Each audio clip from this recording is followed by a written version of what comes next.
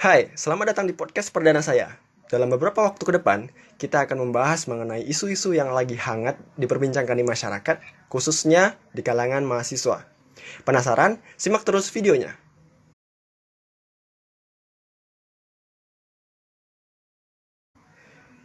Wah, kita tidak menyangka ya, kasus seperti ini bisa terjadi di lingkungan kampus yang seharusnya tempat para cendekiawan, tempat para orang-orang berpendidikan, tempat orang menimba ilmu, bisa terjadi hal-hal seperti ini. Terlepas dari benar atau tidaknya, terbukti atau tidaknya, itu biarlah menjadi urusan dari pihak yang berwenang. Yang jelas kami di sini, mungkin kalian semua juga mengutuk keras perilaku seksual harassment ini, terlepas dari apapun motif pelaku melakukannya. Di kesempatan kali ini saya sudah menghadirkan narasumber dari lingkungan internal hubungan internasional yang bersedia berbagi informasi di sini. Ya walaupun bagaimanapun, tetap lingkungan internal lah yang paling tahu dinamika bagaimana kasus ini bermula, bagaimana akhirnya diangkat ke media dan lain sebagainya. Bahkan yang pertama kali mencetuskan untuk speak up itu memang dari himpunan mahasiswanya Komahi dari hubungan internasional.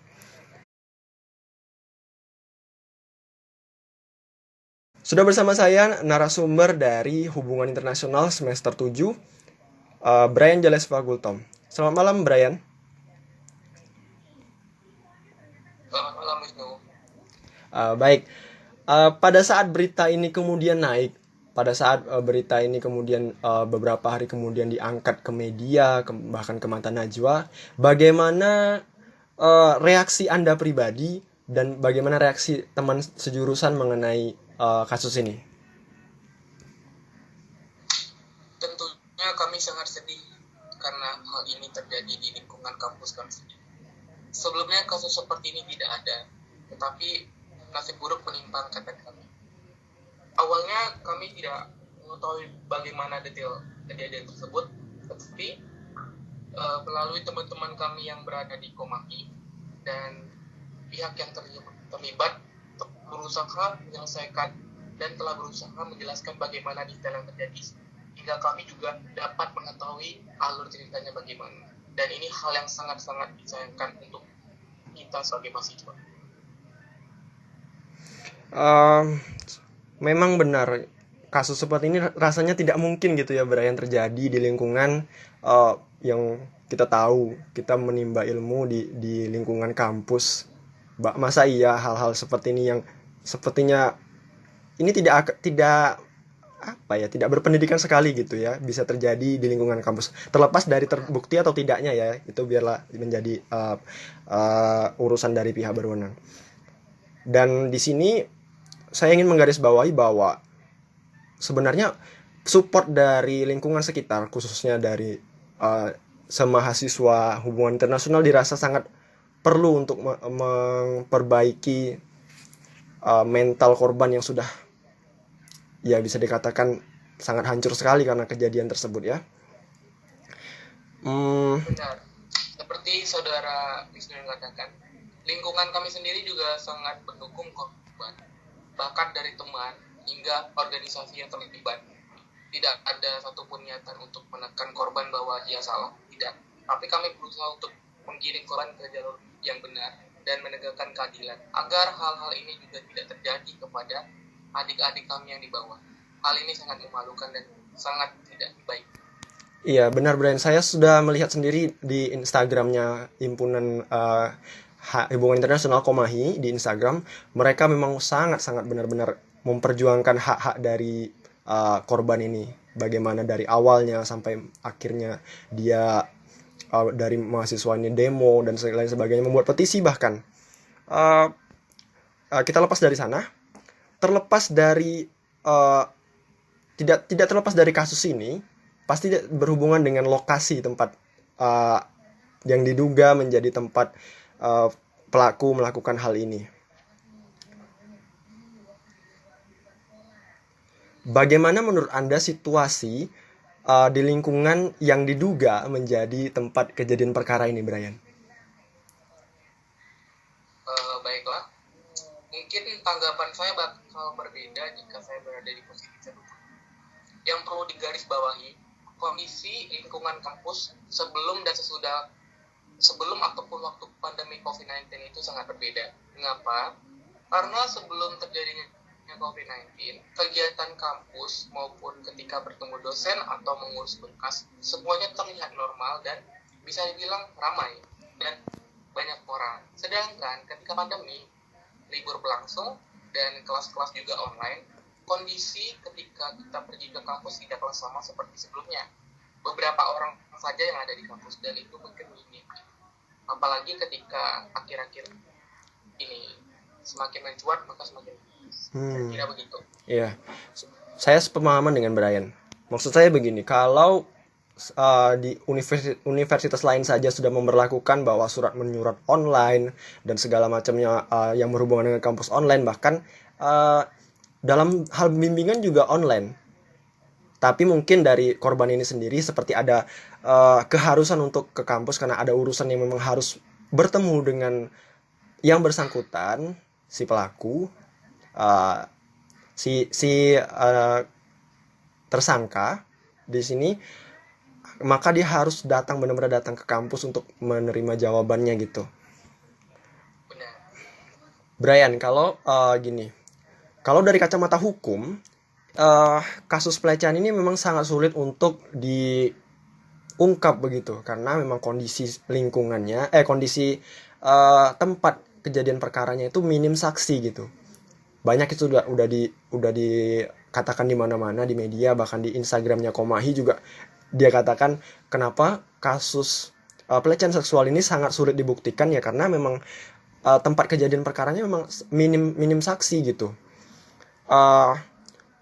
Sepengakuan korban juga ini memang dari videonya ya, dia katakan bahwa ketika korban berusaha mengadu ke jurusan seperti dihalang-halangi oleh satu oknum gitu. Bahkan menurut pengakuan korban saat dia mengadu, dikatakan sama orang jurusannya, sama seseorang yang ada di jurusan, dia berkatakan, ini menurut pengakuan korban katanya, masa saya harus mengadukan ini dengan kata-kata kata-kata dicium katanya gitu. Hal seperti itu lalu ditertawakan oleh orang itu. Hal seperti itu sangat menghancurkan mental dari korban ya kan. Sempat ada isu di awal diisukan bahwa peristiwa ini ada kaitannya dengan ditunggangi oleh kepentingan politik yang dikatakan bahwa akan ada pergantian rektor. Bagaimana tanggapan Anda mengenai hal ini yang katanya ditunggangi oleh kepentingan politik? Baiklah, terima kasih. Sebelumnya kita harus, menurut saya pribadi ya, bagaimana tindakan atas kasus yang terjadi tersebut. Beberapa dosen dan tenaga pekerja yang ada di kampus itu sangat tidak mencerminkan seorang tenaga pendidikan baik. Mengapa? Karena ketika suatu kasus terjadi, hendaklah tenaga pendidik ataupun dosen membantu, bukan menekan. Bukan menekan dan bahkan menertawai seperti yang Wisnu katakan tadi.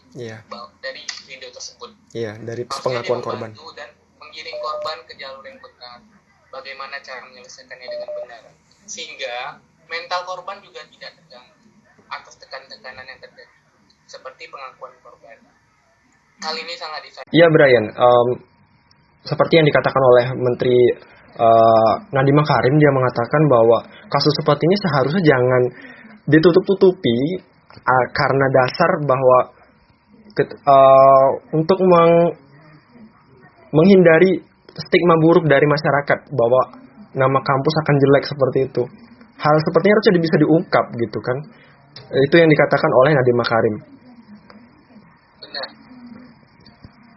Terlebih dari itu, beberapa hari ini muncul berita yang mungkin membuat mahasiswa berpikir, mengapa ketika seorang tenaga pendidik sudah dijadikan tersangka, namun ditahan dan malah mengeluarkan peraturan.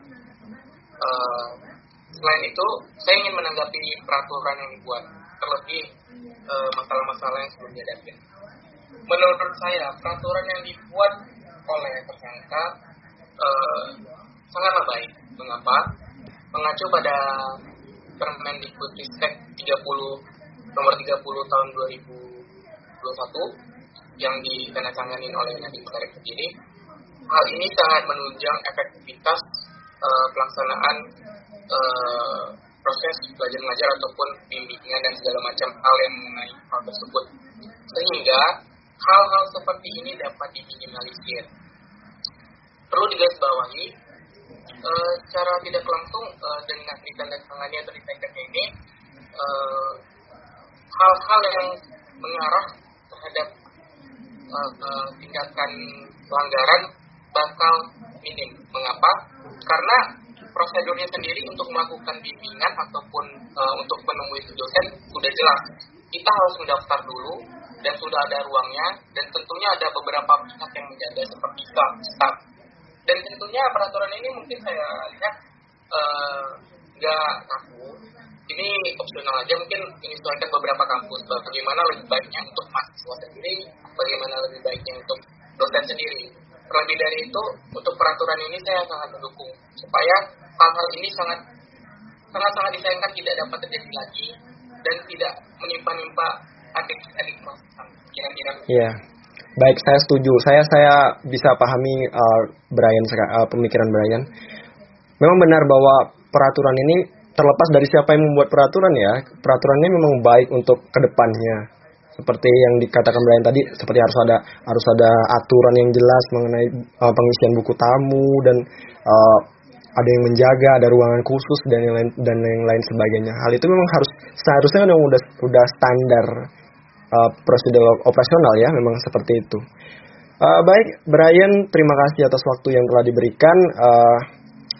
Kami di sini berharap bahwa kasus ini tidak terjadi lagi, apalagi di lingkungan kampus yang kita tahu bahwa lingkungan kampus ini tempat para cendekiawan, tempat para orang menuntut ilmu, tempat pada orang-orang berpendidikan.